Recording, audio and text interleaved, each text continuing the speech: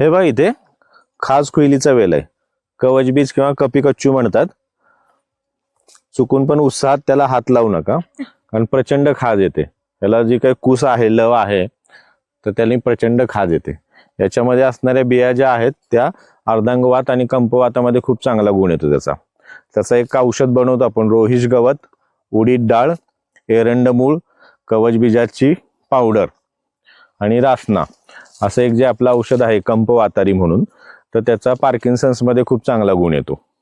दुसरं हे पौष्टिक खूप आहे. म्हणजे 400 ग्रॅम कवच बीजची पावडर घ्यायची, 4 लिटर पाण्यामध्ये आटवायचं ते, आणि आटवून खवा तयार झाला त्याचा की त्याच्यामध्ये तूप घालायचं, खडीसाखर घालायची, आणि मग त्याच्या 20-20 ग्रॅम होतील एवढ्या वड्या पाडून सकाळ संध्याकाळ 20-20 ग्रॅम घेतलं की शरीराची पुष्टी खूप वाढते, शक्ती वाढते, बल वाढतं, ताकद वाढतं. ज्या स्त्रियांना दिवस राहत नाही, गर्भधारणा होत नाही, अशा स्त्रियांनी या वनस्पतीच्या, या वेलाच्या, कवच बीजच्या वेलाच्या मुळ्यांचा काढा घेतला की दिवस राहायला मदत होते. बियांची पावडर जी आहे तर ती दम्यामध्ये, श्वासविकारामध्ये घेतली की त्याचा गुण चांगला येतो.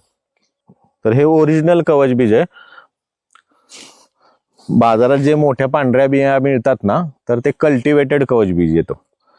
तर जास्त गुण जो आहे तो काळ्या कवच बीजचा आहे, आणि आपल्या सगळ्या औषधांमध्ये आपण काळं कवच बीज वापरतो. आपली जी CNS नावाची गोळी आहे तर तिच्यामध्ये पण काळ्या कवच बीजचीच पावडर वापरली. आणि आता नवीन बनवलेलं जे आपलं सुवर्ण अश्वराज नावाचं जे काय पौष्टिक पौरुषत्व वाढवणारं जे औषध आहे त्याच्यामध्ये पण आपण काळ्या कवच बीजची पावडर वापरलेली आहे.